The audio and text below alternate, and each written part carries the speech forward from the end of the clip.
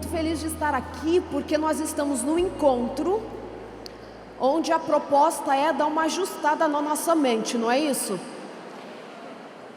Então eu venho com uma proposta para vocês de fazermos isso juntando tudo, mente, corpo e espírito. Aceitam? Aceitam o desafio?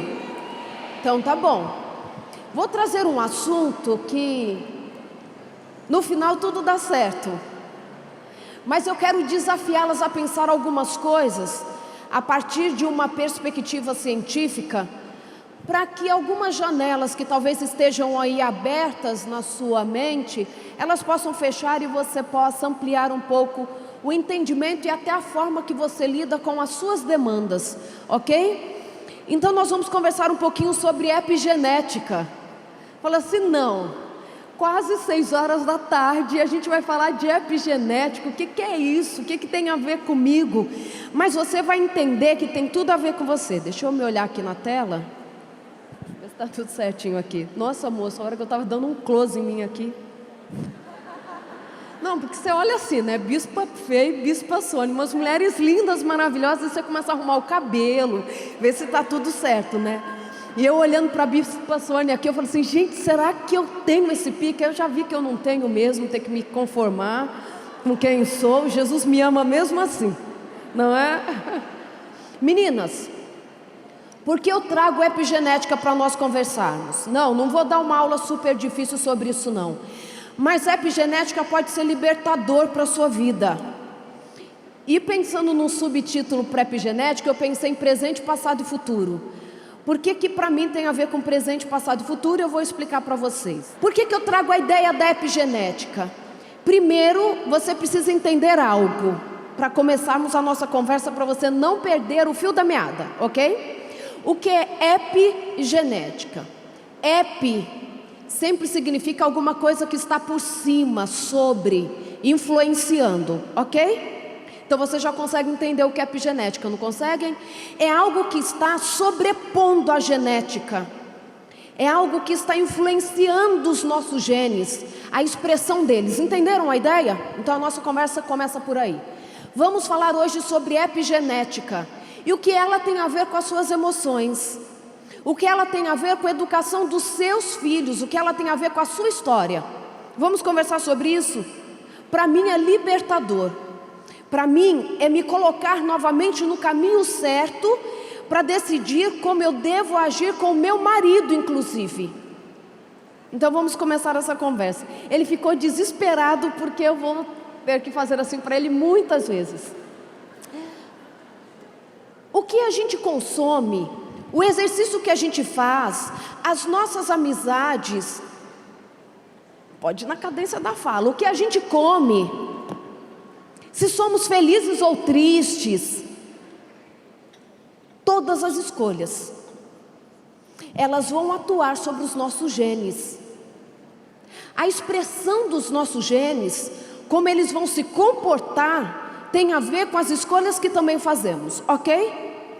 A gente já sabe disso há muito tempo, mas parece que o entendimento não era tão amplo quanto é hoje. Por exemplo, a cor da nossa pele, ela altera com a exposição ao sol ou não altera? Altera, não é? Isso é epigenética, entenderam? Eu tenho os meus genes lá que controlam a cor da minha pele, a liberação de melanina que dá a cor da minha pele. Só que uma maior liberação da melanina acontece quando eu estou exposta ao sol. Entenderam isso? E muda a cor da minha pele. Entenderam? Os genes estão, na maioria do tempo, sintetizando ou produzindo proteínas. Nós somos resultado de aminoácidos, proteína. Estou falando no aspecto biológico. Entenderam? Então a minha exposição ao sol aumenta a melanina, certo? Até aí ninguém discorda, né? Por exemplo, algumas pessoas poderiam ser mais altas, mas por conta de um déficit alimentar na infância, uma subnutrição, uma má nutrição, impede que estas pessoas cheguem àquela estatura geneticamente configurada, determinada. Isso é tranquilo para a gente, não é? Ok. Só estou aquecendo e fazendo a gente lembrar daquelas coisas que a gente aprendeu na escola há muito tempo atrás. Pelo menos no meu caso, né? Gente, o tempo passa. Passa ou não passa, meninas? Posso falar uma coisa? Um dia eu estava conversando com uma pessoa, uma mulher inclusive, e ela me falou assim: ai doutora, meu tempo passou, tempo de estudar tudo já passou. Eu falei assim: querida, 4 anos da sua vida daqui para frente vão passar, vão ou não vão? E a gente espera que sim, significa que você está viva, tal. Esse tempo vai passar? Vai ou não vai? Vai. Então você escolhe se você chega lá formada ou não. Porque o tempo vai passar. O tempo passa. E saber que o tempo passa pode trazer para nós esperança, equilíbrio e reflexão. Sabe quando que eu coloquei isso em prática? Ó, bispa Fia aí que está com um bebezinho. Eu só não vou falar que chega a dar ódio ver o corpo dela com um bebê de 4 meses, porque Jesus me ensinou que isso a gente não expressa. A gente entrega para o Espírito e deixa ele trabalhar dentro da gente. Quando a Angelina chorava na madrugada, pensa, eu troco comida por sono. É sério, troco comida por sono, não mexa nas minhas horas de sono. E ainda fui mãe velha, tive a Angelina, já estava perto dos 40 anos, né? Então, já não tinha aquele pique todo da menina de 15. E aí a menina chora na madrugada. E eu falei assim: Senhor, eu preciso resolver isso dentro de mim, porque eu amo esse serzinho que está chorando. E eu falo que é possível lidar com qualquer coisa, dependendo da forma que a gente pensa. Como que eu lido com o neném chorando na madrugada? Fofa da mamãe. Eu falei assim: eu vou ter que criar uma frase, um pensamento para levantar da cama feliz. Ó, vai lá. De verdade, sabe o que eu comecei a pensar? Que o tempo dela chorar, querendo mamar, ia passar. E que ia chegar o tempo, e ainda vai chegar o tempo, que eu vou sentir saudade daquele neném dentro do berço. E esse tempo já chegou. Minha baby já está com 4 anos. Dela querer o meu colo depois de um dia de trabalho: mamãe, hoje eu só quero você. Inclusive ela tentou boicotar minha vinda hoje. Vou entregar a menina. Quem conhece a Angelina pelas redes sociais sabe que eu tenho uma filha esperta. Angelina assim: mamãe, você tem certeza que você precisa ir lá falar com as mulheres sem me levar? Eu falei assim: filha, a mamãe vai precisar e eu não posso te levar, ela está um pouquinho doente. Ela assim: mamãe, eu tenho uma solução para todo mundo ser feliz. Faz assim, mamãe, você vai dar uma palestra online para elas. As pessoas fazem isso o tempo todo. E assim, mamãe, eu seguro um celular como ninguém. Você pode falar olhando para o celular que eu fico segurando e vai ficar todo mundo feliz, mãe. Mas o levantar da cama e cuidar da minha filha, para isso eu precisei mudar a forma de pensar sobre o levantar da madrugada. E aí, você fala assim: puxa, para você talvez seja fácil, porque você talvez tenha sido treinada para fazer isso. É verdade. A primeira coisa que eu quero trazer para o seu coração nessa tarde, nesse finalzinho de dia: cada uma de nós tem uma história. E eu vou desenrolar isso com a epigenética, ok? Cada uma de nós tem uma história. O que eu quero provocar em você nesta tarde é principalmente generosidade com você mesma. Não a generosidade da autopiedade. Gente, eu não posso ficar atrás dessas letras aqui. Meu tamanho não permite. O negócio tem 1,5 metro de altura, né? Fica difícil. Não é aquela autopiedade: ai, porque eu sou vítima do mundo. Um dia eu estava aqui em São Paulo, enquanto eu ainda trabalhava aqui. Cheguei ao banco. Eu sou da época da nossa caixa. O nosso banco era o banco que eu recebia pela universidade. E era um banco próximo à universidade que vivia cheio. Entenderam? Toda vez era chegar e ficar esperando um tempão. Chego na agência, a agência vazia, aquele sonho de consumo, uma pessoa só sendo atendida, a próxima já era eu. No que eu chego, chega uma senhora também no banco. No que ela chega, ela olha para aquela agência vazia, cruza o braço em protesto e diz assim: eu não acredito, todo dia que eu venho a essa agência ela está cheia. Justo hoje que eu quero sentar e descansar um pouquinho, eu já vou ser atendida.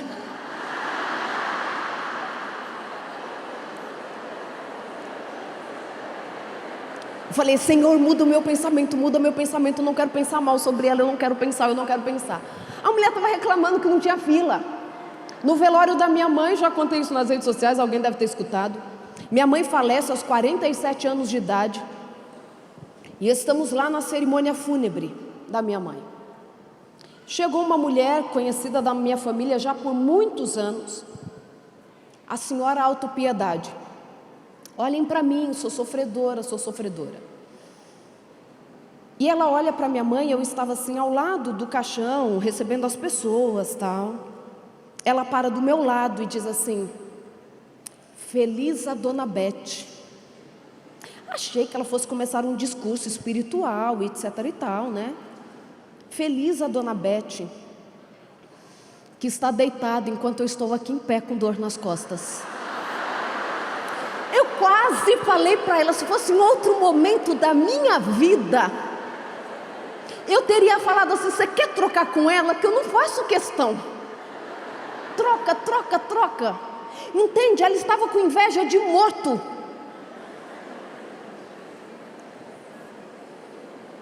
Primeiro eu quero que você traga generosidade para a sua vida e não autopiedade. Porque Jesus na cruz sofrendo, olha para João e pede para ele cuidar da mãe dele. Entendem? A questão é você olhar para a sua história com respeito. Porque o que você passou, ninguém passou. Algumas de nós carregam marcas que só vocês e Deus sabem. Generosidade para com vocês, e nós mulheres temos a tendência de nos sobrecarregarmos com as culpas da vida.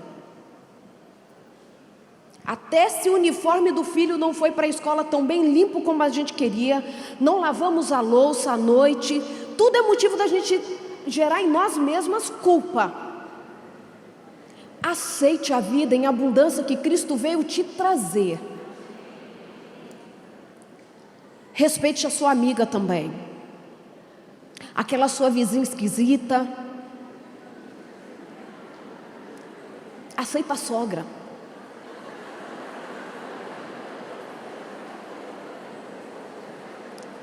Vocês sabiam que relação sogra e nora não acaba pela lei com a dissolução de um casamento, né? Vocês sabem disso, né? Mesmo que o casamento não tenha dado certo, ou tenha acontecido uma viuvez, a relação sogra e nora, pela lei, é indissolúvel. Olha só. Misericórdia não, aceita.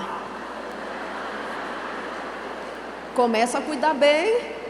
Filha, porque ela pode, inclusive, mesmo você separada do filho dela, num aperto financeiro, ela pode pedir para o juiz que você pague pensão para ela. Segredo nosso. É sério. Olha só, é mexer com sogra. Tem gente revoltada, tem gente feliz, é uma confusão.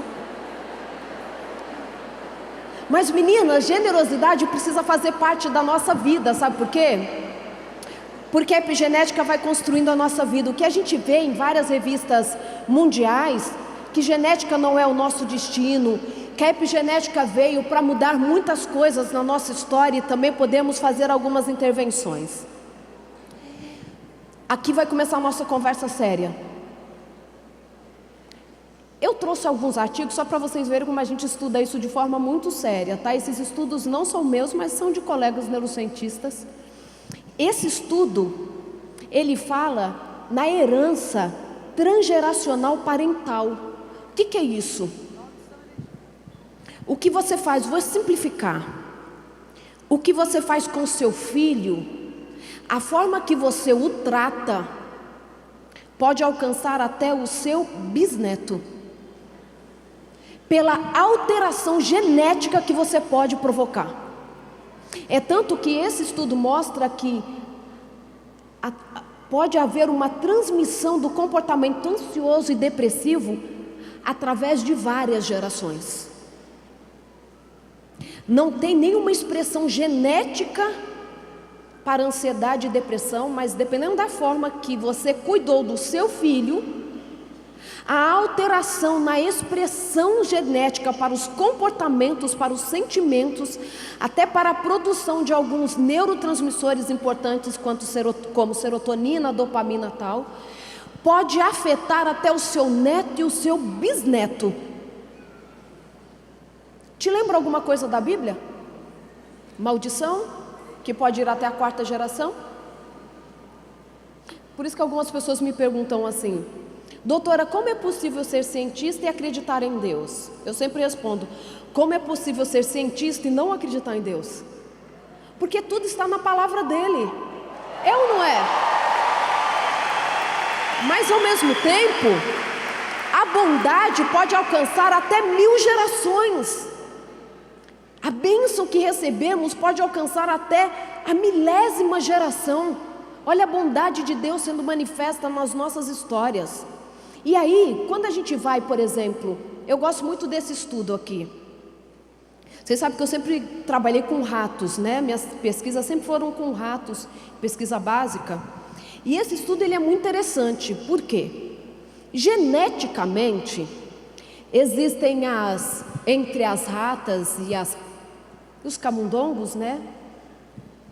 As que são consideradas mães boas e as mães más, geneticamente determinado, ok? Já tem aquelas ratinhas que quando os filhotinhos nascem, elas não cuidam dos filhotes. E tem aquelas que quando nascem são as mães normais, que vão lamber esse filhotinho, vão deixar ele mamar direitinho, vai cuidar, tá? Desse ratinho. Então a gente consegue identificar geneticamente as ratas que são boas mães e as más mães. Então muitos estudos acontecem separando mães boas das mães ruins, para a gente ver qual é a influência disso nos ratinhos e outros tipos de estudos, ok?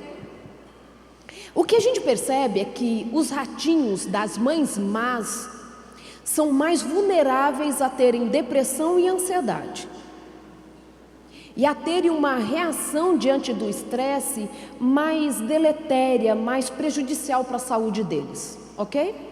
E quando a gente pega os ratinhos da mãe boa, eles têm uma probabilidade de desenvolver uma saúde melhor do que os da mãe má, ok?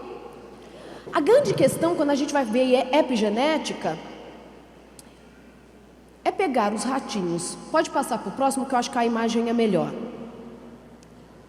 Não, pode, então pode deixar lá. Pode deixar lá. É que depois vai ser um slide mais para frente.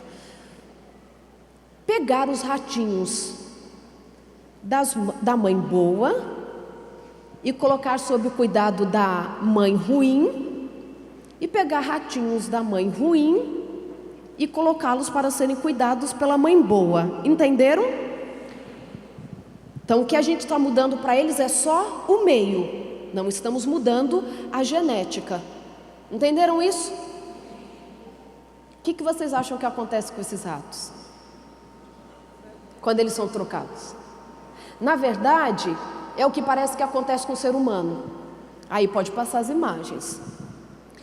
A gente já sabe que o que a gente vive na infância tem um efeito sobre nós na vida adulta. Tem ou não tem? É tanto que lá na psicologia, o que acontece no consultório? Na maioria das vezes as pessoas vão lá para resolver traumas. Vão para resolver a história de vida que muitas vezes passa pelo relacionamento que tiveram com o pai, com a mãe, ou aquele ambiente que talvez tenha sido hostil. Não é isso? Sabe o que eu estou pensando agora?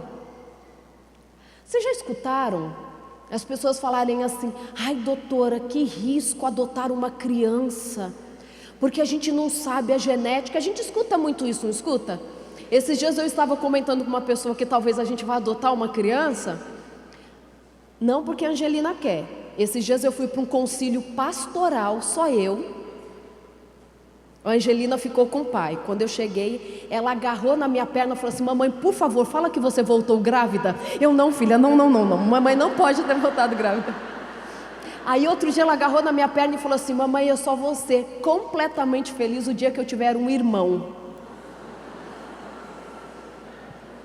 Então a adoção vai acontecer, né? Em algum momento.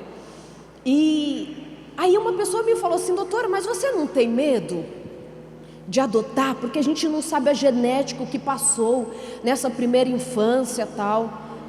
A gente sabe que a história da primeira infância, sem dúvida nenhuma, do nascimento, de como foi gerado, claro que isso tem um impacto, claro que pode ter, mas o que acontece com os ratinhos, acontece com a gente também. Pode passar o próximo. Pode passar, eu vou explicar tudo na outra figura. O carinho materno, o que a gente vê em seres humanos, é que quando uma criança recebe carinho, a gente está aumentando a proteção do organismo dela. Inclusive, a gente vê menos receptores de CRF, que é o fator, é o que gera o cortisol. Vou resumir assim. Cortisol, a gente sabe que é aquele hormônio que é importante para o nosso organismo, ok? Sem ele a gente não vive. O tônus muscular, o nosso despertar, a vontade de sair da cama, tudo depende de cortisol. Só que ele exagerado no nosso organismo nos leva a grandes prejuízos. É isso que a gente fala quando nós estamos nos referindo ao estresse como uma das principais causas de morte de jovens adultos, o estresse, ok? O cortisol acima da normalidade já começa a trazer prejuízo para a gente. O que a gente vê? Crianças que recebem o carinho materno logo após o nascimento, eles têm menos receptores, ou seja, menos expressão do cortisol que pode adoecer o seu organismo. Além disso, essas crianças se mostram adultas menos ansiosas e mais resilientes, inclusive com melhor capacidade para cuidar dos seus filhos quando elas forem adultas. Mas uma criança que não recebe esse carinho logo após o nascimento, nós já podemos ver nela, ainda recém-nascida, traços de um estresse crônico e prejuízos para esse organismo. Aí sim, agora eu acho que é a foto dos ratinhos que eu queria mostrar para vocês. Então, esse é o protocolo. A gente pega ratinhos da mãe má, coloca para a mãe boa, da mãe boa com a má. E aí o que a gente tem de resultado?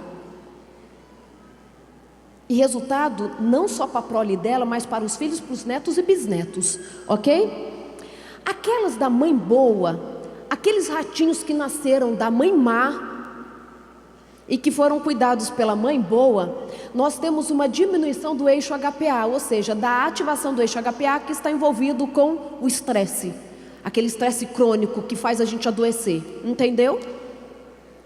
Mas aqueles que foram criados com a mãe má, mesmo que eram filhotes da mãe boa, nós vimos neles aumentado sudorese, pressão arterial, frequência cardíaca, uma resposta de luta e fuga, como se ela estivesse ali para matar ou morrer o tempo todo, e uma menor habilidade para restabelecimento da homeostase, para o corpo voltar à normalidade, por terem sido criados pela mãe má.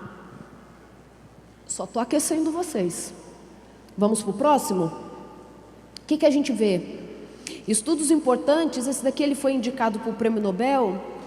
Ele mostra que à medida que as crianças vivem sua primeira infância em ambientes domésticos, onde o cuidado parental é insuficiente e agressivo, monócitos serão epigeneticamente marcados por um estado inflamatório crônico.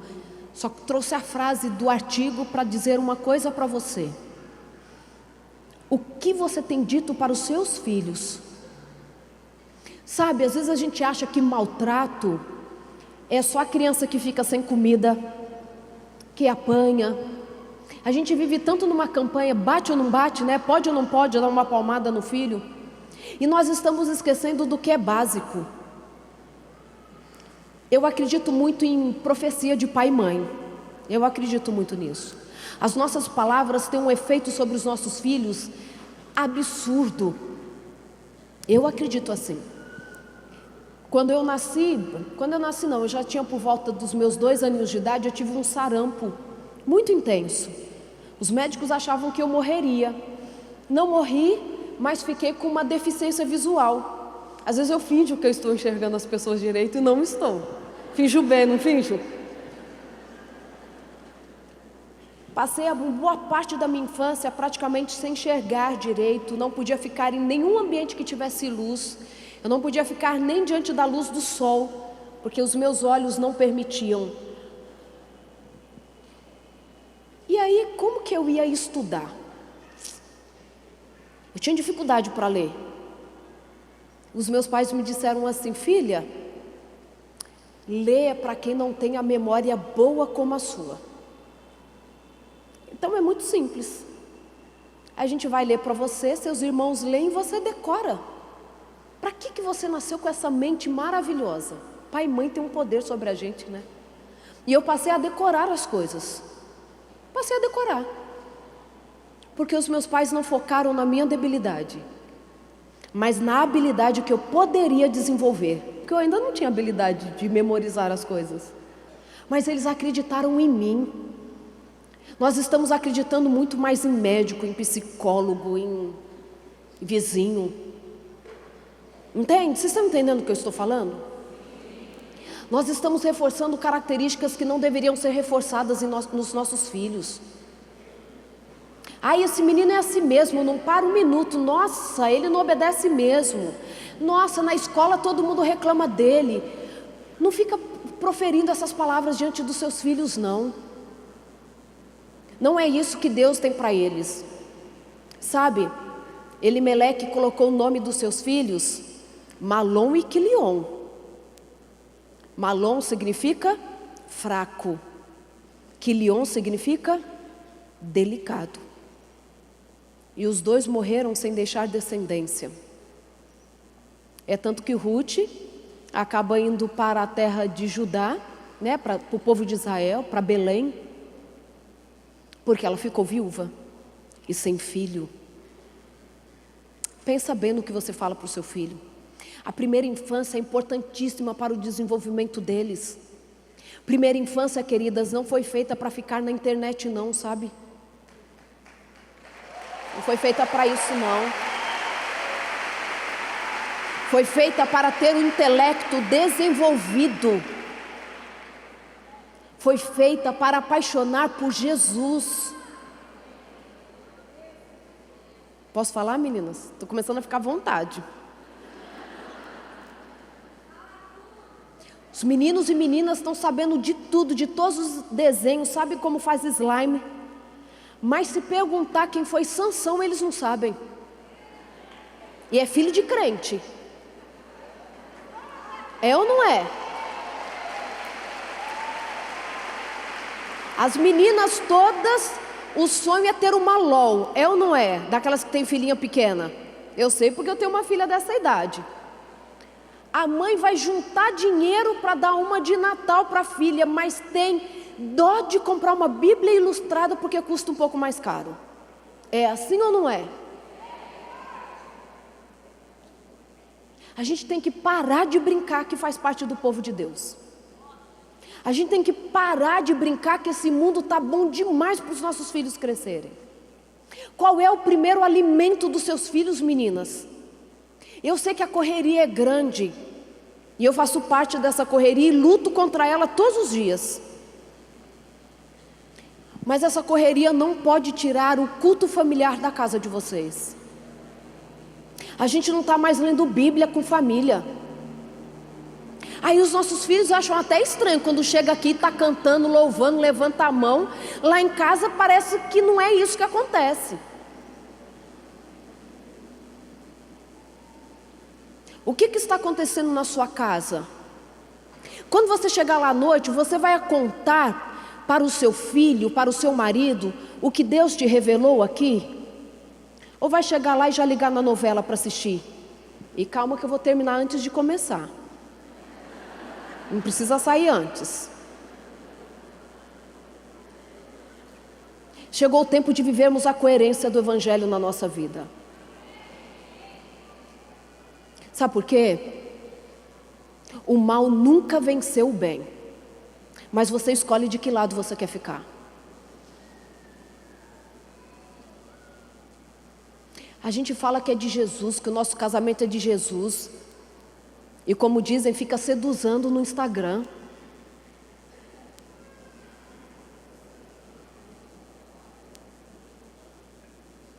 Me incomoda ver mãe de filho com filho barbado postando umas fotinhas para todo mundo falar assim, nossa, que linda, nem parece que tem essa idade. Você está entendendo o que eu estou falando? Às vezes não namorou o suficiente na adolescência.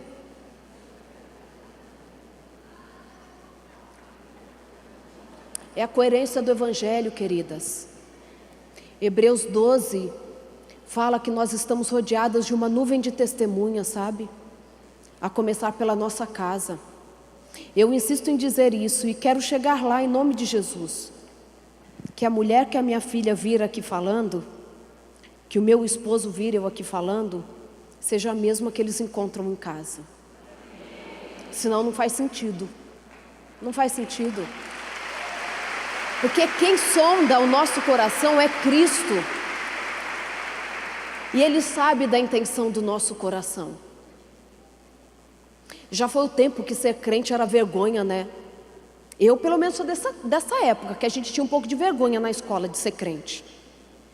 Hoje é até chique ser crente, não é? Se a gente quer convencer alguém que a gente é do bem, a gente fala que é crente, não é? Só que a gente começa a honrar então esse nome de crente, que nos faz tão bem, porque as crianças precisam ser cuidadas por nós. Uma mulher um dia me falou assim, doutora, você não tem medo do mundo que a sua filha vai encontrar? Porque agora ela tem 4 anos. Mas o mundo vai de mal a pior, e vai ou não vai? Quando a gente, moralmente falando, está difícil, está ou não está? Está muito difícil. Não vou nem usar exemplos, mas você sabe quão difícil está educar uma criança. E ela disse assim, você não tem medo? Eu falei assim para ela, confesso que eu já tive. Mas a decisão de ter a Angelina foi baseado na minha perda do medo. Por quê? Porque o profeta fala que nos últimos tempos os velhos teriam sonhos e as crianças profetizariam. A Bíblia se refere ao pior momento da história, o final do tempo, da história deste mundo. E ela fala que crianças profetizariam. Os nossos filhos podem ser essas crianças, porque elas existirão. Você escolhe se eles serão a areia do mar, daqueles que estarão fazendo tudo contra aquilo que se chama Deus, ou elas serão aquelas que ainda dirão para todos que Deus existe, e de que Ele é um Deus de amor e que pode mudar as nossas histórias. Só vou concluir essa ideia da epigenética, nesse aspecto, com mais algumas informações para você, porque eu quero chegar em você adulta. Pode passar para mim, querido. Já comecei a chegar em você, talvez. Estudos mostram que mulheres abusadas durante a infância, abusadas sexualmente durante a infância, têm 6 vezes mais este hormônio envolvido com o estresse, com ansiedade, com depressão, com envelhecimento, quando comparadas com mulheres que não foram abusadas sexualmente. Você tem pelo menos 4 amigas que foram abusadas sexualmente, essa é a estatística. Porque pelo menos 25% das mulheres já passaram por algum tipo de abuso sexual na infância. Epigeneticamente você foi modificada, provavelmente. A sua reatividade ao medo é diferente biologicamente quando comparada às mulheres que nunca foram abusadas sexualmente. A amígdala, essa estrutura cerebral que eu gosto tanto de falar, que está envolvida com a nossa impulsividade, com o nosso comportamento luta e fuga para a sobrevivência, com o medo exuberante, está mais ativada, mais reativa em quem foi abusada sexualmente. Provavelmente estará. Mais uma informação para você. Quando a gente olha, eu gosto dessa informação, até coloquei no meu livro, essa porçãozinha representada para vocês em pink, é a porção final do cromossomo, que nós chamamos de telômero, ok? São os telômeros. Eles que permitem essa conformação ideal do cromossomo para que nós tenhamos saúde, nos mantenhamos jovens, ok? Quando começamos a envelhecer, os telômeros começam a sofrer erosão. E a gente começa de fato a envelhecer, entenderam? Os estudos indicam que crianças vítimas de 2 ou mais tipos de abuso podem sofrer erosões teloméricas ainda jovens, levando a um envelhecimento precoce e morte celular não programada. Outros estudos indicam que o hipocampo de mulheres que foram abusadas sexualmente podem diminuir o seu volume em até 20%. Essa diminuição de 20% significa a perda de milhões e milhões e milhões de neurônios, impactando a memória dessas mulheres, impactando o gerenciamento das suas lembranças e das suas vivências afetivas. Corpo caloso, que faz a junção dos 2 hemisférios, também parece perder feixes e feixes de fibras. Nós estamos falando de perdas anatômicas. Nós estamos falando de uma morte celular que acontece no momento que não deveria acontecer. No aumento da inflamação do organismo. A inflamação, o que nós vemos hoje, ela está envolvida, ela está presente na maioria das doenças crônicas graves, como por exemplo Alzheimer, Parkinson, esclerose múltipla, até no diabetes, resistência à insulina. Todas essas doenças envolvem um fator inflamatório. Não vou entrar na explicação do inflamatório porque o nosso tempo não permite. Mas essas mulheres estão mais inflamadas. E é uma inflamação do cérebro, não só da periferia, mas do cérebro também. Entendem isso? Mais algumas informações para vocês. Pode passar para mim, querido. Não passa? Olha só, pode passar. Quando a gente olha para algumas crianças que foram abusadas sexualmente, elas podem inclusive desenvolverem quadros de epilepsia, porque o cérebro fica mais excitável. O cérebro é um órgão eletroquímico, ok? Tem eletricidade no nosso cérebro. A eletricidade, vamos dizer assim, está acima da normalidade, pode estar acima da normalidade. Elas ficam mais vulneráveis a ter epilepsia. E aí, quando a gente olha, pode passar essa, porque aqui só falando de regiões do cérebro, existe uma proteína que é muito importante para o nosso organismo, principalmente para o cérebro, que é o BDNF. O BDNF está envolvido na reparação celular, em fazer surgir novos neurônios no cérebro. Ele é essencial para a nossa saúde e para nos manter jovens, ok? O que a gente percebe é que em crianças que sofreram maus tratos na primeira infância, elas têm uma diminuição da síntese de BDNF.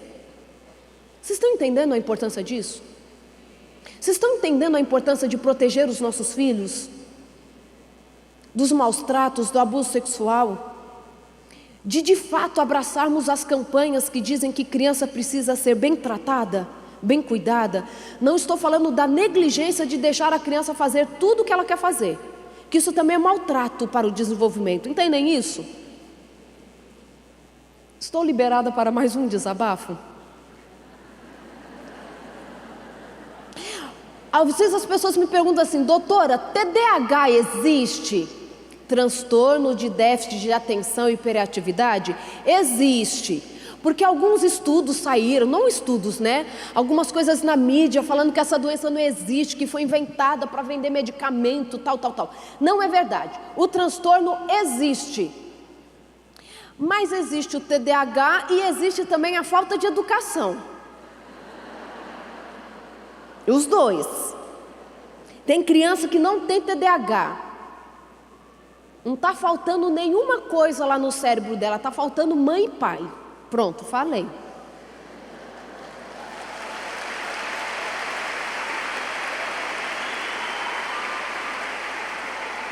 Porque dependendo da forma que a minha mãe olhava para mim na infância, eu nem de bolo de chocolate gostava. Era assim ou não era? Hoje não, as crianças chegam na nossa casa e abrem a geladeira e saem pegando o que quer. Ai, meu filho tem TDAH. Não, está faltando mãe. Para muita criança está faltando mãe. Ponto. Fechei a janela. Senão eu começo a desequilibrar, né? Perder a mão. Porque existe mesmo, e as crianças também estão muito confusas com a gente, meninas. Nós não estamos educando, nós estamos expressando só as nossas emoções quando estamos com os nossos filhos. Se eu estou feliz, ele tudo pode. Se eu não estou feliz, ele está de castigo. Se eu briguei com o pai deles, não olha para mim. Se o pai me deu a bolsa que eu queria, pode deixar a casa vir água abaixo, que está tudo certo. Então assim, criança foi feita para ser educada e não para viver a expressão da nossa emoção, ok? Mas não é o assunto de hoje. A primeira infância está relacionada com as maiores taxas de alterações epigenéticas. E a resiliência depende do equilíbrio entre cuidados e desafios. Isso é científico. Não é cobrir essa criança de todos os cuidados, tudo que ela quer, do jeito que quer, não é isso. Ela precisa ser desafiada para o desenvolvimento. Ela não pode ganhar tudo o que quer, na hora que quer, porque não é saudável para o cérebro delas. E um dia a gente conversa só sobre isso. O cérebro não amadurece se a criança não levar não. Ok? Equilíbrio gera em nós resiliência. Vamos avançar porque o tempo já foi. Mas aqui vem o segredo. O que nós vemos hoje. Estou liberada porque eu fico angustiada com o tempo. Posso, que bom. Obrigada. Obrigada. Essa é a grande nova da ciência, que é a nova do Evangelho, na verdade. Os mecanismos epigenéticos são reversíveis. São herdáveis, mas também são reversíveis. Eu sei que você talvez tenha sofrido. E a generosidade que você precisa trazer para a sua vida é saber que aquilo que fizeram com você não precisa continuar sendo assim.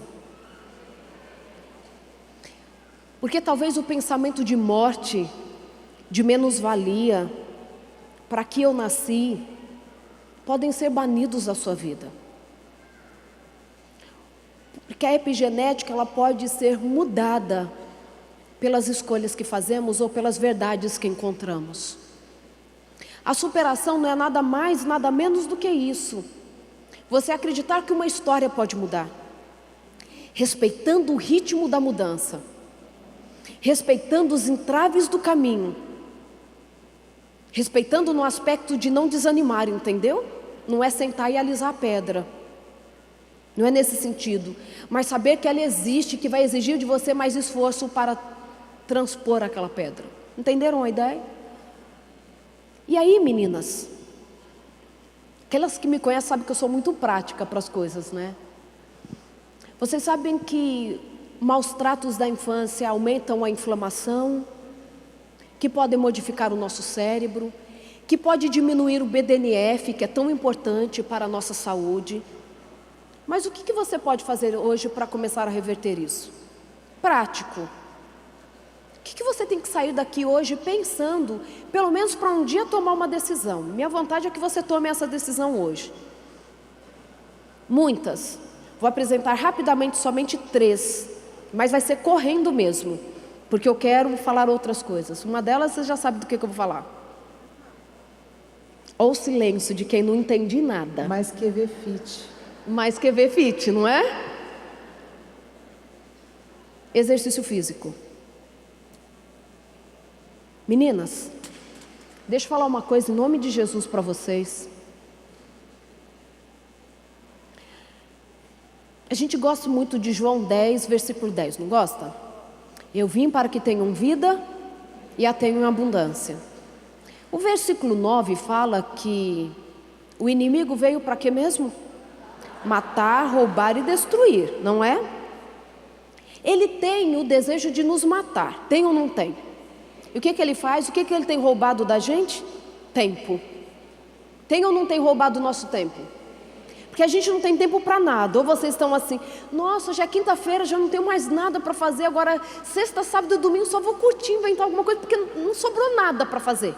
Acontece isso com vocês? Porque lá em casa não acontece. Deixa eu fazer uma outra pergunta. Eu acho que há uns 5 anos atrás, eu me perdi no tempo, vocês podem me ajudar. A gente não tinha uma ferramenta chamada WhatsApp, a gente tinha? A gente tinha Instagram? Naquela época a gente tinha tempo? Tinha? E por que vocês não faziam exercício físico lá atrás? Eu não tinha tempo, há 5 anos atrás. Eu não tinha tempo já. Mas eu consegui colocar o WhatsApp na minha rotina. Você colocou na sua rotina também, não colocou? Você colocou o Instagram na sua rotina, colocou ou não colocou? E quando você vê, já passou um tempão e você ficou lá, vendo todos os grupos, aqueles grupos sem fim que a gente tem no WhatsApp. Já viu a vida de todo mundo no Instagram? Deixa eu ensinar para vocês, Facebook não é coisa de gente jovem, entendeu? É o Instagram que a gente usa, Twitter. Outra coisa, meninas, para tirar foto, a forma que vocês tiram foto revela a idade de vocês. Fica a dica. Quando eu estou em evento com adolescentes, olha, em 10 minutos, sem brincadeira, em 10 minutos eu tiro foto com umas 150 meninas. Mas quando é evento de meninas da minha idade, eu fico 3 horas e não consigo tirar foto com 20. Doutora, de novo, vira aqui, tira ali, onde liga, tal. Não. Foto de gente nova, você vira assim, tira selfie e sai, tira selfie e sai. Entenderam a ideia? Já fica a dica. Mas a gente conseguiu colocar o WhatsApp na nossa rotina. Sabe o que Satanás está fazendo comigo e com você? Tirando de nós o tempo para cuidar da nossa saúde, porque ele sabe que o nosso corpo é o templo do Espírito Santo. E o nosso Espírito Santo precisa de uma mente saudável para agir em nós, para colocar em nós tanto querer quanto efetuar. E ele quer roubar a nossa alegria, a nossa vida, ele quer roubar tudo de nós. E ele está tirando o tempo do nosso exercício físico. Está ou não está? Deixa eu te falar o que o exercício físico pode fazer por você, rapidamente. Existem muitos estudos, eu gosto dessa revisão, porque ele fala tudo sobre o que a atividade física pode fazer para o nosso cérebro. Eu trouxe algumas frases, alguns resumos desse artigo para você. A restrição alimentar e o exercício físico melhora as funções cognitivas, a plasticidade sináptica, a neurogênese. Ou seja, exercício físico pode fazer com que surjam novos neurônios no seu cérebro. O que a gente percebe é que 7 dias de exercício físico já aumenta, por exemplo, já melhora a eficiência de regiões da célula, como o complexo de Golgi, que está envolvido com síntese de proteína, respiração celular, metabolismo e tudo. 7 dias de exercício físico. O exercício físico pode melhorar a memória e a atenção tanto em crianças quanto em adultos, porque libera BDNF. Vocês estão entendendo? Exercícios cardiovasculares também aumentam o BDNF. O que a gente vê aqui nos protocolos é muito legal, uma atividade física vigorosa, tá? Aeróbica de preferência, mas com intervalo. Então você pode fazer 1 minuto dele intenso, descansar 1 minuto, 1 minuto, descansar 1 minuto. Esse protocolo é válido. Claro que qualquer protocolo de exercício físico, qualquer mudança alimentar, o seu médico tem que ser, lógico, consultado, porque de repente você tem uma questão física aí que precisa ser respeitado, ok? Mas o descanso é muito bom para essa produção do BDNF, ok? Atividade física moderada reduz as perdas cognitivas e a demência de causa vascular em idosos, diminuindo os danos que podem ser causados pelo envelhecimento. Exercício físico para a nossa vida. Aquilo que a epigenética fez de mal pode ser mudado pela epigenética que vai se manifestar a partir da mudança do seu estilo de vida. É isso. Mais informação para vocês. Eita. Você já sabe, mas não custa lembrar, né? A gente está comendo demais ou não está? Comendo o que não devia, estamos ou não estamos? Estamos. Queridas, eu falo isso com muito respeito para vocês. Não estou aqui querendo falar para vocês, assim, olha, sigam a dieta tal, comam só integral, porque na sua mesa não pode faltar nozes. Não estou falando isso, porque cada uma sabe do desafio que enfrenta lá em casa. Vou ser mais direta ainda e mais honesta ainda com vocês. Cada uma sabe até onde o orçamento familiar vai. Mas em nome de Jesus, aquela mudança que você sabe que você precisa fazer, faça. Estamos comendo muita coisa que não foi feita para a gente comer. E ainda estamos dando para os nossos filhos comerem. Entenderam? A gente está comendo, mesmo quem come ali os 2.000 quilocalorias, isso já é muito para o nosso organismo, já que não somos atletas de alta performance. Estamos comendo demais. E olha só quero trazer algumas informações para vocês, para começarem a pensar. Sabe o que Satanás quer que você perca? Para poder reforçar o que ele fez lá no Éden. Sabe o que ele falou para Eva? Você não pode controlar os seus impulsos, a sua curiosidade. E Deus foi injusto, te dando livre-arbítrio. No final, Adão e Eva estavam indo contra Deus por conta do livre-arbítrio que eles receberam. Já que deu para eles o direito de escolher fazer o bem ou o mal. Escolher obedecer ou desobedecer, não foi isso? Quando você não se controla diante de mais um pedaço de bolo no casamento, aquele que você disse que não ia comer quando saiu de casa. Eu conheço vocês. Eu conheço. Se eu comer o bolo, eu não vou comer o brigadeiro. Não, se eu comer o salgado, eu não vou comer o doce. E volto ainda para casa com Tupperware. É assim ou não é? Com a quentinha. Sabe para quê? Para depois se sentirem culpadas. Não estou falando de comida, você está entendendo? Estou falando de livre-arbítrio, de domínio próprio. Aquilo que Deus te deu e Satanás está roubando da sua vida. Você é mais forte do que um brigadeiro, menina. É ou não é? Tem coisa que a gente come e sabe que vai passar mal. E cada uma de nós sabe o que faz mal para si. O que faz bem para uma não faz bem para outra. Eu estou falando em nome de Jesus. Sabe por que a gente perde muitas guerras contra o nosso prato? Porque a gente não olha para isso como uma guerra espiritual. Porque se eu como aquilo que não pode comer, e isso inflama o meu cérebro, diminuindo a minha capacidade cognitiva, de entendimento das coisas, isso a ciência já escreveu. Se eu tenho dificuldade de memorização e de entender o que eu li ou o que eu escutei, porque eu estou com o cérebro inflamado, porque eu comi o que eu não podia ter comido, isso só pode ser guerra espiritual. E o momento que você começar a encarar assim, você vai mudar a forma de comer. Você não vai vencer o brigadeiro, você vai vencer Satanás. Você não vai lutar contra o apetite, você vai lutar contra as potestades. E você sabe que Ele não quer que você ganhe essa luta. Em nome de Jesus, que Ele mude o seu apetite. Que Ele mude o que você come e o que você dá para os seus filhos. Não estou falando uma mudança radical, mas que seja uma mudança por vez. Que seja uma mudança por vez. Para que vocês tenham uma vida em abundância que Cristo trouxe para você. Ele morre na cruz, queridas, para nos dar a segunda chance de termos vida em abundância. A gente não pode perder isso. A gente não pode perder isso. O domínio próprio. Ele sabe como tentar você. Ele sabe o que te tira do prumo.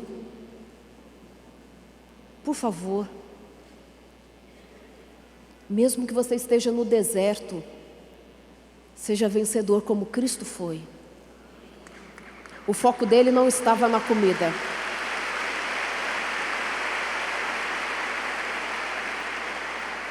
Ele sabia que Satanás não estava oferecendo para ele pão. Ele sabia que Satanás estava oferecendo para ele era a morte eterna. Quando a gente desviar o foco do periférico e voltar para o lugar certo, tudo volta a ter sentido.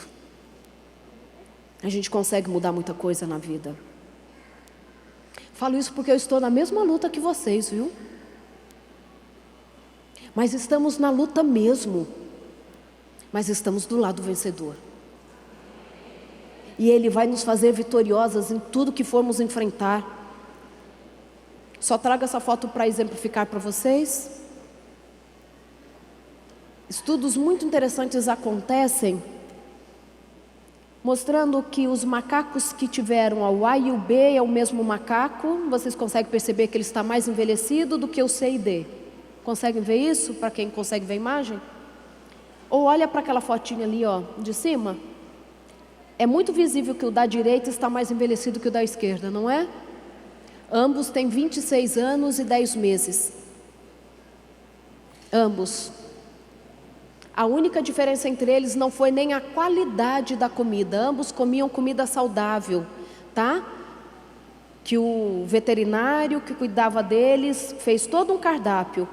A única diferença entre eles, a quantidade de ingesta, a ingesta calórica de cada um. O que está mais jovem tinha diminuído em 30% a sua ingesta calórica, mesmo da comida saudável. E é por isso que ele tem essa cara de adolescente, de mais jovem, mesmo sendo idoso, muito idoso. A quantidade da nossa ingesta calórica impacta na nossa longevidade.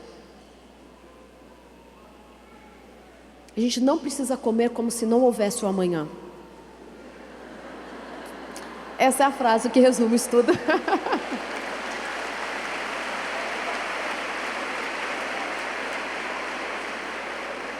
Entende como às vezes a gente quer algumas mudanças na nossa vida que parece que elas são assim extraordinárias, uma coisa incrível tem que acontecer, sendo que é no dia a dia que a gente tem que mudar algumas coisas.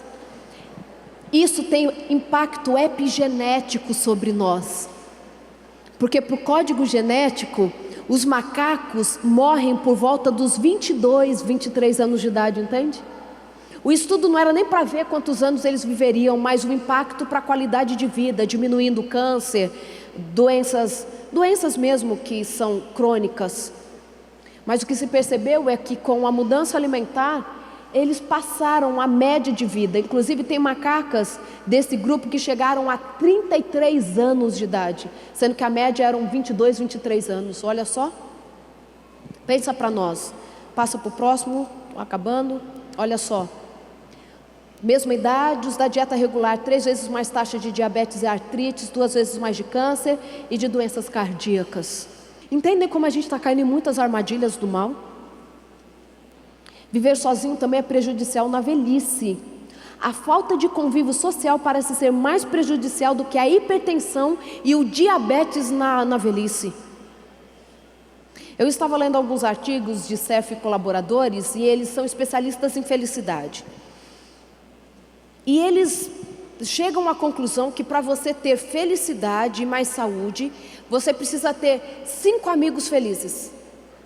Por uma questão de interação entre os cérebros eles vão, um vai ficando mais semelhante ao outro, e aí até as ondas cerebrais podem mudar de acordo com a convivência que temos com outras pessoas. Então eles falam assim, se você não é muito feliz, se tem ansiedade, depressão, você se cerque de pelo menos 5 pessoas felizes, para que mesmo que não seja intencional, o seu cérebro comece a mudar. Olha só. Eu falei assim, então, muito legal, vou me cercar de 5 pessoas felizes para ser muito feliz. Mas na verdade, o meu desafio para você nessa tarde é que você seja uma das 5 pessoas felizes. Porque você pode influenciar a vida de outras pessoas. Você sabe, Cristo já te deu a liberdade. Ele já veio mostrando para a gente, na palavra dele, comprovando cientificamente, que aquilo que nós sofremos na infância pode ser alterado, pode ser revertido, porque a graça dele faz a nossa mente ser renovada. Ele trabalha pela renovação da nossa mente, entendem isso? Eu já contei em outra ocasião, mas eu preciso contar isso para vocês, para terminarmos. Que esse foi o meu último slide, eu acho, né? Só para ter certeza, porque depois eu fico num sofrimento. Ah, tá, só quero te perguntar, o que você vai fazer com essas informações? Porque eu não saí lá de casa, deixei meu marido nos Estados Unidos, olha que é bonitão, estou aqui morrendo de saudade dele. Deixei a minha filha falando para eu fazer uma palestra online para vocês, para que você não me responda o que você vai fazer com essas informações. Colocar em prática, meninas. Mudar a vida das pessoas, mudar a vida de vocês. Cuidar melhor das nossas crianças. O que você vai fazer? A minha mãe, ela foi fruto de um casamento que não deu certo. A minha avó pede a separação na década de 50. Pensa isso. Uma mulher na década de 50 pedindo o divórcio. Minha avó tinha por volta dos seus 18 anos, 19, já tinha 3 filhos, casou com 13 anos de idade, com um homem bem mais velho do que ela. Um homem muito rico da região, que gostou da minha avó, que tinha só 13 anos de idade, ele tinha por volta dos seus 40 anos. Casaram e não se escolhia muito marido, né? Escolhia mais ou menos, tal. O casamento não deu certo e minha avó, para sobreviver de toda uma situação, pede a separação. Na separação, então, ela fica com a minha mãe, com 2 aninhos de idade, e com a minha tia, que tinha 6 meses de idade.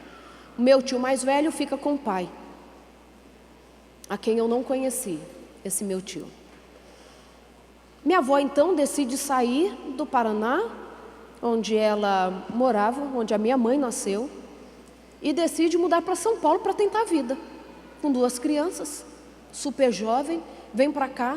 Quando chega em São Paulo, percebe que não é possível trabalhar e ainda cuidar de 2 bebês. Nenhuma casa que ela fosse trabalhar ia aceitá-la com 2 crianças. Então ela decide ir para Minas, deixar a minha mãe aos cuidados da minha bisavó. Entenderam? Vocês mulheres, vocês acompanharam o raciocínio.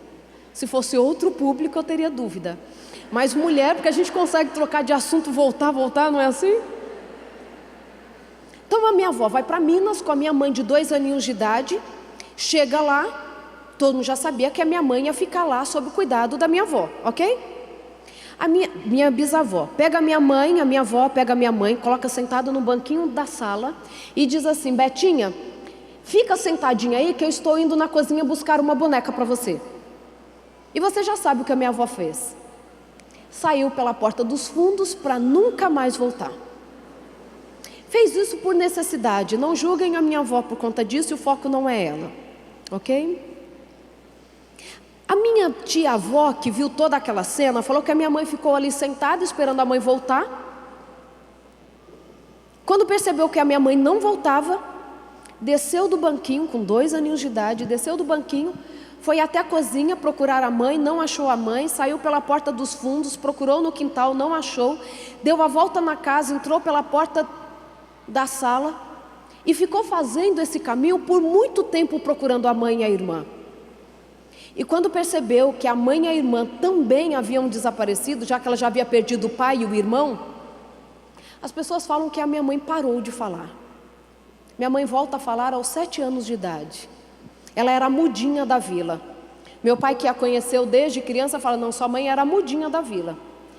Foi assim um espanto quando ela voltou a falar naquele lugar.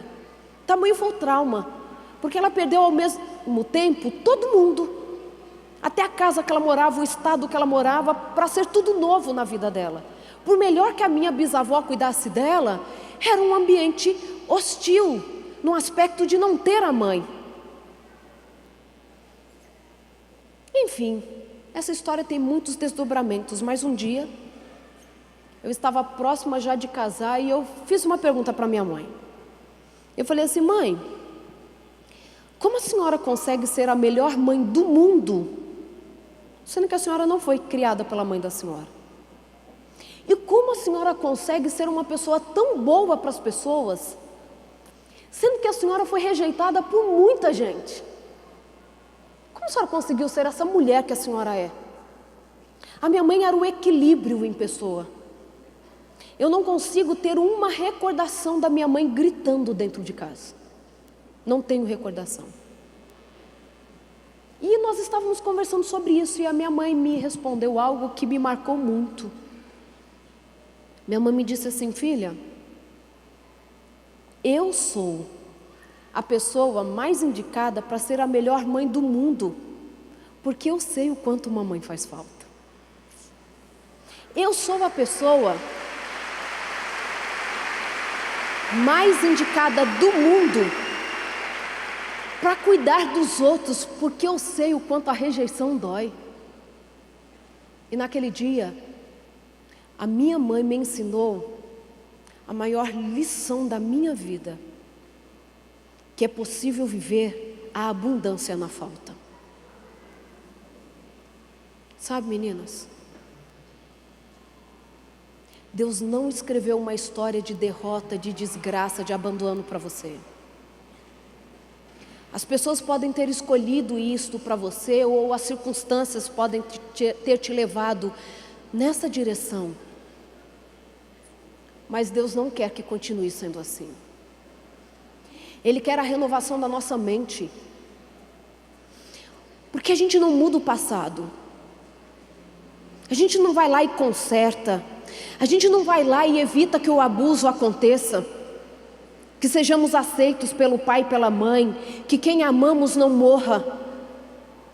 Mas a gente pode escolher olhar para essa história e querer transformá-la. É o que eu desejo para a sua vida. É uma questão de escolha. Sabe, quando eu falo uma questão de escolha, não significa que você escolhe e tudo muda de repente. Mas a escolha nos faz tomar a direção certa. E mesmo com dificuldades, continuar andando. Eu falei para você que a minha mãe morreu aos 47 anos de idade. Confesso para vocês que foi a maior perda que já sofri na vida. Só de pensar que na semana que vem já estaremos há 14 anos sem ela, é muito triste. E eu lembro da oração da minha irmã, naquele hospital. A minha mãe chega já em coma no hospital. Vai para a emergência, o meu marido entra na emergência, fomos avisados. Morávamos muito próximos ao pronto-socorro. Meu marido entra na emergência, é ele quem consegue entubar minha mãe, fazendo uma tráqueo. E a minha irmã mais velha chama todos nós, filhos que ali estávamos, para ir para o carro do meu pai, para orarmos. E a oração era: Senhor, não deixe ela morrer. O Senhor já a livrou da morte muitas vezes, e já havia livrado mesmo. Ela não pode morrer, porque nós não sabemos viver sem ela. Como eu lembro dessas palavras da minha irmã. E no momento que ela ora assim, eu falei assim: Deus vai atender, porque de fato a gente não sabe viver sem a minha mãe. Ela era a mãe da igreja. Ela cuidava de todo mundo, entendia todo mundo, reconciliava casais. A gente fala assim: como que nós vamos sobreviver sem a minha mãe? Mas ela falece 17 dias depois. E aí, naquela cerimônia fúnebre, eu cantei. Cantei a última música que ela havia me ouvido cantar na igreja, no culto de domingo à noite. Um amigo nosso ia ministrar naquela noite e disse assim: Rosana, eu quero que você canta. Ainda bem que a gente sempre tem amigos, né? Aí eu falei assim: mãe, o Valnei pediu para eu cantar, a senhora quer escolher uma música para eu cantar? Ela falou assim: não, filha, eu quero que você escolha uma música nova, e eu não quero saber qual é, porque eu quero escutar de surpresa na igreja. E eu ensaiei uma música nova e cantei naquele domingo à noite. E ela falou assim: filha, que música linda. Não sabia ela que horas depois ela estaria em coma. E naquela cerimônia fúnebre eu cantei a mesma música. que dizia, em uma de suas estrofes, essa música diz: como suportar a morte de alguém que se ama e a saudade que destrói. Mas eu sei que um dia tudo vai passar. Se eu podia cantar essa música num domingo feliz na igreja, eu poderia cantar na cerimônia fúnebre da minha mãe, porque o Deus ainda era o mesmo. Sabe, meninas, eu entendi que eu posso viver até sem a minha mãe. Eu só não posso viver sem Jesus, porque é Ele quem faz a renovação da minha mente.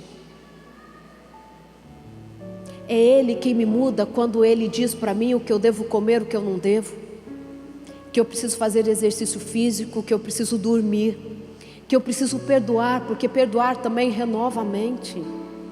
Se desse tempo de falar isso sob a luz da ciência. Os versos meus deste ano, e de fato agora eu termino, mas eu não posso terminar sem ler alguns versos bíblicos para você. Isaías capítulo 58,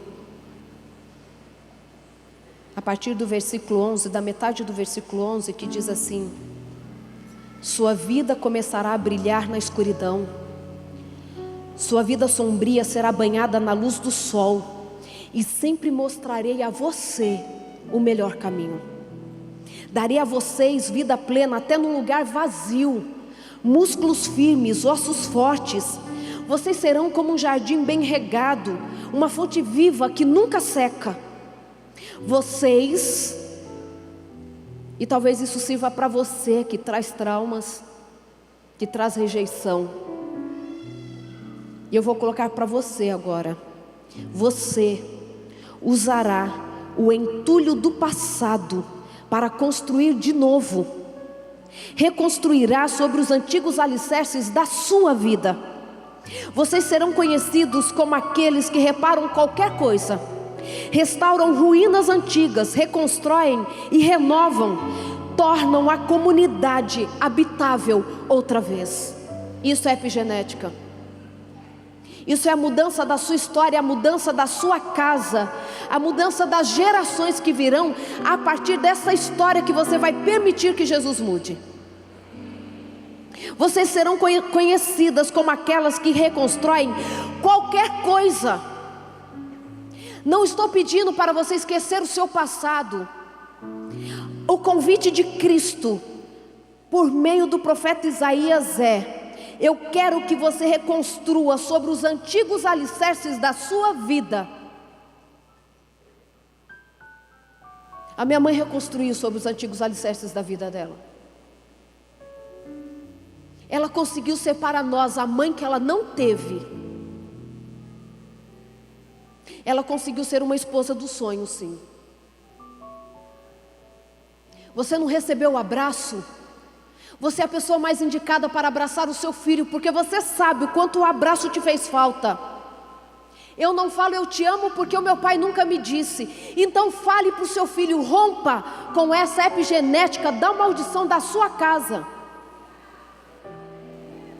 Mude a história das gerações. Traga qualidade de vida para a sua casa. Que você possa ser conhecida como aquela que reconstrói qualquer coisa.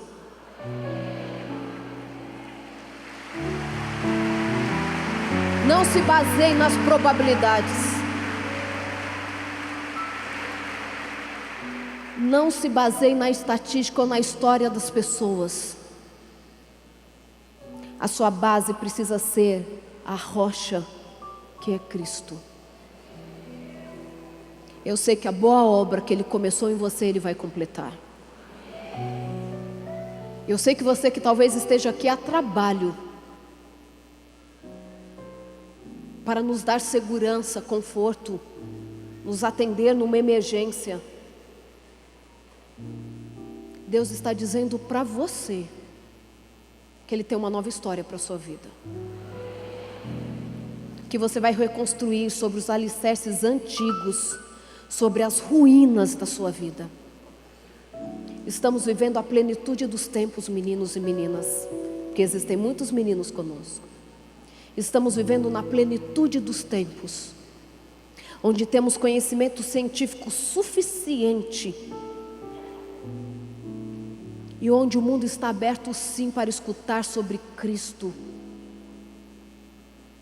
Eu quero ter a certeza de que você está aberto para viver a plenitude dos tempos que Cristo quer para a sua vida.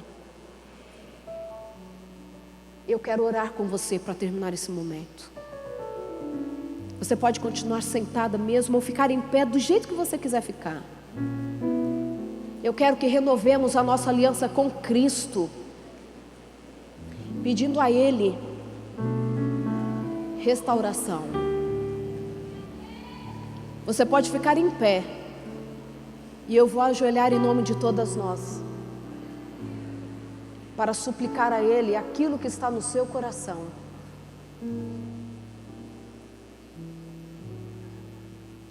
Ó Pai, estamos todas prostradas diante de Ti, porque sabemos que é o Senhor quem nos renova. Ó Pai, quantas vezes é tão difícil tomar algumas decisões, mas é o Senhor quem coloca em nós o querer. Por favor, estamos abertas para a impressão do Teu Santo Espírito, para que aquilo que precisa mudar em nós, para que a partir desta mudança, a nossa família, os nossos amigos e vizinhos sejam impactados pela transformação que venha do trono, possa acontecer. Ó Pai, existem meninas aqui que ainda sofrem consequências da violência. Existem algumas que ainda se sentem amedrontadas, inseguras, sentindo que não tem valor. Ó Pai, aumenta por favor a autoestima que vem do alto, não colocando em nós a soberba, a arrogância, mas colocando-nos no lugar certo, filhas de Deus. Nós temos a genética celestial, que nada e ninguém tire de nós a certeza de que fomos escolhidas por Ti. Ó Pai, quando nós tivermos de fato entendimento de quem ou a quem pertencemos, o sol volta a brilhar na nossa vida. A angústia, aquilo que parece que nos domina, a ansiedade, irão desaparecendo, porque a Tua presença faz com que a nossa vida volte a brilhar. Claro que mesmo enfrentando os desafios do dia a dia, mas esses desafios não vão tirar aquela paz que só o Senhor pode dar, aquela paz que excede todo entendimento.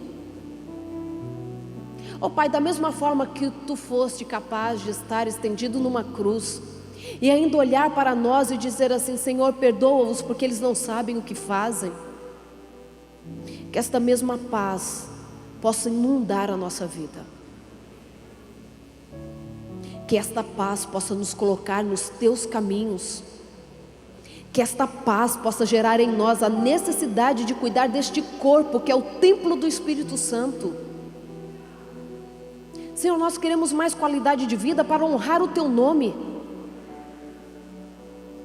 Nós sabemos que podemos Te servir melhor sem sentir dor, com o coração acalmado. Nós podemos Te servir melhor depois que dormirmos bem. Por favor, Senhor, que rendamos a Ti e ao Teu cuidado,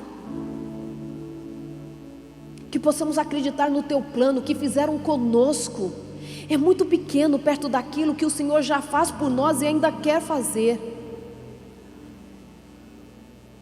Eu não vou pedir ao Senhor que simplesmente acompanhe as meninas até que elas cheguem salvas às suas casas, mas quero Te pedir que as acompanhe até a eternidade,